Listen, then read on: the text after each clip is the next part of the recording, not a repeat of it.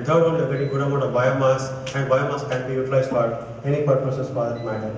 So under conducive conditions, you can get 50 grams of algae per square meter per day. And you can see, we can use it in different forms. This is the harvested biomass flakes. You can see, this is harvested spirulina.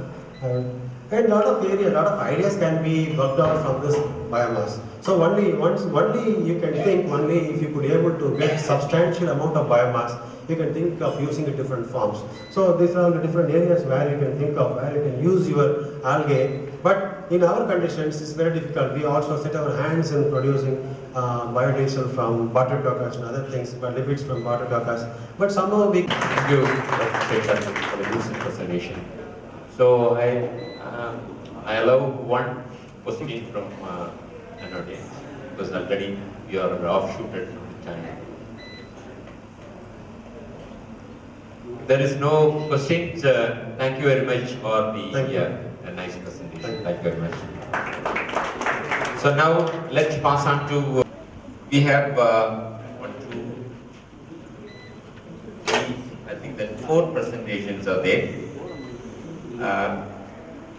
Presenters can make it within 5 minutes and probably 2 minutes for discussion. By that time we will be able to keep the time.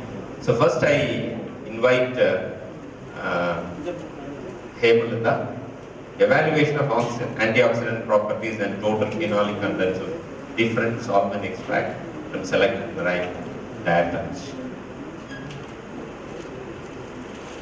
To present my paper titled on evolution of antioxidant properties and total phenolic contents of different solvent extract from selected marine diatoms.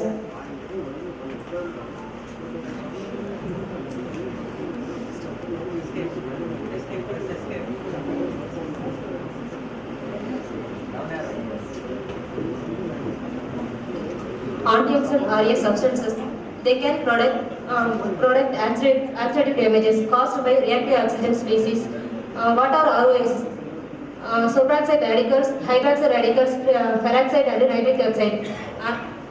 Antioxidants mostly prepared from natural sources due to the toxic and carcinogenic effects of synthetic antioxidants. Microalgae are a potential source of natural antioxidants compared than other higher plants.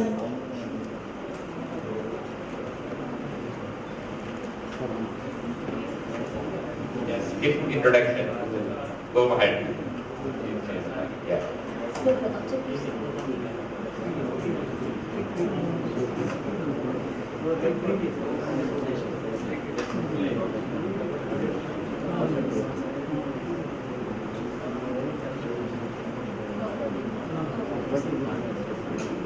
So, the present investigation was attempt to study the antioxidant properties and total phenolic content of different solvent extracts like methanol, acetone and hexane extract from the selected marine diatoms such as Odentella aurita, Chaetosaurus curvicitus and Thalassoceras subtilis.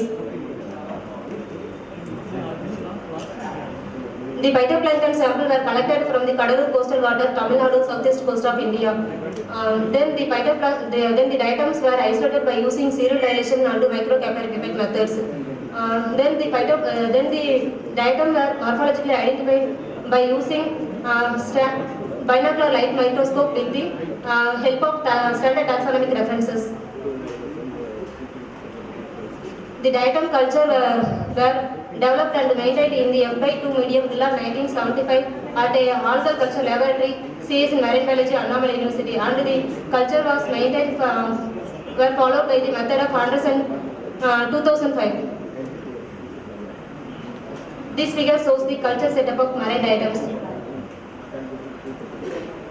Taxonomic description of culture diatoms. This figure shows the taxonomic description of Chaetosaurus curvicitus. This slide shows the taxonomy and description of Odentella aurita. This slide shows the taxonomy and description of Thalassoceras subtilis. This flowchart shows the extract preparation from the cultured marine diatom, followed by the method of Lee et al. 2007.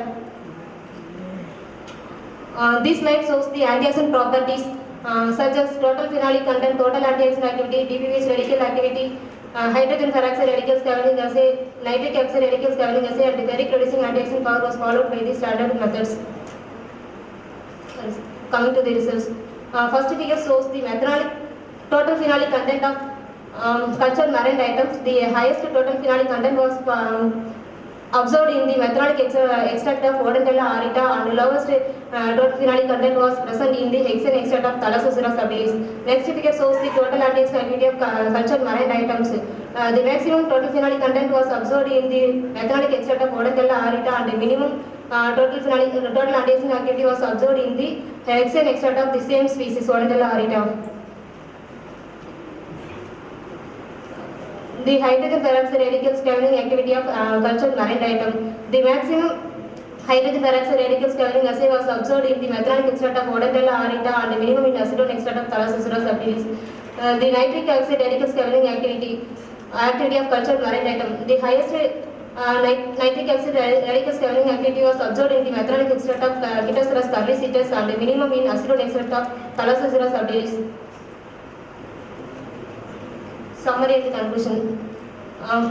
From the Kadalur coastal water, the items such as Phytoceras curlicitus, Odentella aurita, and Thalassoceras subtilis were isolated and cultivated under the laboratory conditions. The culture of marine item Phytoceras curlicitus, Odentella aurita, Thalassoceras subtilis were inoculated individually for the mass culture in fresh F/2 medium. Then the diatoms were harvested individually from the each culture. Then the harvested cells were lyophilized under the reduced pressure. The lyophilized powder was individually extracted with the methanol, acetone, and hexane. The crude extract were used for further screening process of antioxidant activities. From this result, it is concluded that the methanolic extract showed the predominant antioxidant activities in the order of Odentella aurita, followed by Phytoceras curlicitus and Thalassoceras subtilis. The antioxidant one suggestion by bar diagram, histograms, you cannot prove anything. They have to do a ANOVA, at what level they are significant. You have to publish your data. It is a must. So I'm Sudhakar. Today I'm going to present a paper presentation on antioxidant and antimicrobial activity of phycoproteins from Red Sea weeds. And Dr. K. Aruma is my mentor, and my guide is Dr. K. Perumal from Murugapachari Research Center. So introduction. You all about to know that our coastline is nearly 1,500 kilometers long, and it is a exclusive economic zone for all kind of marine research, and you can get all kind of products out of marine. So from marine, the very important thing is macroalgae, so called seaweeds. So now I am going to talk about Red Sea weeds to extract phycoproteins and to do some antimicrobial and antioxidant activities. And Red Sea weeds are apparently in eastern west coast of India. And you know, the Red Sea weeds have a pink color pigment called phycoerythrin, because they call it as based on that pigment seaweeds are classified, labeled, and even in flow cytometry, and even in some molecular biology work, they use it as a gel and as a natural food dye, and daily as an antioxidant reagent, and incubated for 95 degrees Celsius for 90 minutes, and absorption taken at 695 nanometer. And this is a DBPH free radical scattering activity. So 0.3 ml I have taken. I have added 3 ml of DBPH solution, 0.16 millimolar, and I have kept for 30 minutes in dark condition. I have taken 500 something nanometers to check the scattering activity. And this is antimicrobial activity. So overnight grown culture I have taken. It was grown in Muller-Hinton agar. So 20 ml per minute I have used, 12 into 12 centimeter per plate. So after that I have cultured that Muller-Hinton agar bacterial cultures. Then I have incubated for 1 day. Further I have to check. So I'm also concentrating on extraction procedure, because the DEA cellulose, industrial DEA cellulose, they won't use it. So they use membrane technology to filter them from crude to direct phycoerythrin. So in that also I'm working on it. Thank you. I think that we can have further discussion on the pieces corridor. Suggestion only. Okay. Sir rightly pointed, it's not directly against you. If people are wasting doing same repetitious research, and I have suggestion with regard to nomenclature. So whenever you are mentioning variety Kartika, typical varieties, you need not mention variety Kartika, because this is only Kartika to typical variety. And you have not given full citation, author citation for Atelis also. Again, one author within parenthesis, and then there is no other author.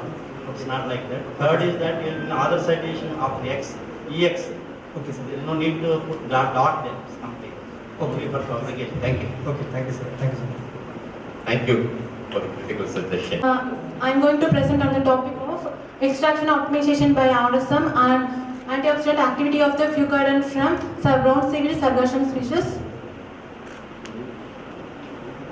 And coming to the introduction, seaweed is a macroscopic macroalgae and it's a multicellular. It contains of rich amount of sulfated polysaccharide. There are different types of seaweeds, red algae, green algae and brown algae. Mainly the green algae contains sulfated polysaccharides some amount and red algae contains galactan and brown algae contains different types of sulfated homopolysaccharides like fucan, fucodon, sargassum and ascophyllan and glucuronidin. And then mainly that polysaccharide is present in the cell wall. Cell wall contains the two types of polysaccharide, that is mucopolysaccharide and then storage polysaccharide. Our polysaccharide is a mucopolysaccharide. Storage polysaccharide is other than that starch and the cellulose and all. It is the polysaccharide is nothing but the combination of the sugars. It is connected by means of the glycosidic bond. Mainly the commercial applications are that stabilizers, thickening agents, gelling agents and emulsification activity. Other than that, it is used in the, as usual, the pharmaceutical and the cosmetic applications. Coming to the fucodon, it was first isolated by Kailin in 1913. It is a fucose-rich sulfated polysaccharide. It has a molecular weight of about 20 to 50 kilodalton. It is varies with the species and species. And it is mainly the brown algae contain the polysaccharide at the time of desiccation. To resist that condition, it produces the polysaccharide. And mainly the structure of the fucodon was proposed by the Patangar. It is designated as a fucose containing sulfated polysaccharide. It contains 1, 2 and alpha fucopinosyl linkages and 1, 2 and 1, 4 alpha fucopinosyl linkages with sulfate. And coming to the objective, first collection and identification of a seed and extraction of the polysaccharide from that target organisms and conditions or different parameters are optimized by using RSM as well as individual and characterization of the fucodon by instrumentation analysis and final application by means of antioxidant and emulsification activity. This is first a sample was collected from Tuticorin and it was morphologically identified as sargassum species. The extraction was done by means of the Yang et al. First it was the seaweed was collected and dried and powdered. After that the pigments and all the proteins are removed by means of the ethanol. Then it was then hot water extracted by means of different temperatures. Then 3% of the calcium chloride was added to remove the precipitate, alginate precipitate, and further after that in the supernatant we have to add equal amount of ethanol to extract the fucodon, and further purification process was done by means of the DAE cellulose or sucrose column and it was lyophilized. Then the optimization, the yield and carbohydrate content, and carbohydrate content was estimated by means of Dubai et al. And sulfate estimation was done by Lloyd et al. And characterization of fucodon by means of FTR and instrumentation analysis and application by emulsification activity by Cooper and Goldenberg in 1987.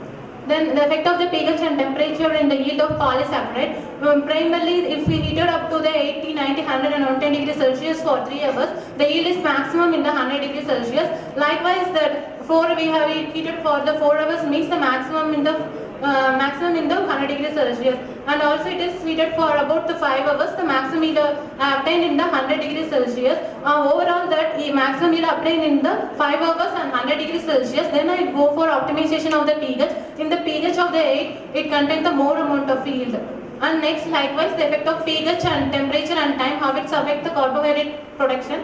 It also protects the maximum amount of carbohydrate yield in 5 hours at 100 degrees Celsius and pH 8. This is the RSM surface methodology. We can individually optimize by means of lab level and we go for the RSM for confirmation of our results.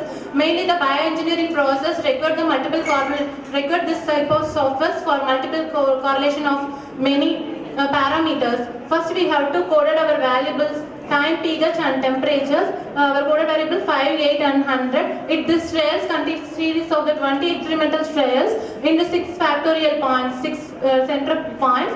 If we have to predict the value by using our lab technique, and predicted value was given by the software, and more or less our value is compared to the predicted, it's more than 9.4 is my expected value. It was equal to that my design is correct. And moreover, this is the analysis of variations also done by means of the software. First, the model is significant, whether it is analyzed significant or analyzed. First, that value 293.5477, it denotes that my model is significant, and moreover, there is a less than 0.01% of the error in it, and variations are represented in the R square. The R square is 0.9962, and adjacent R square is 0.9928.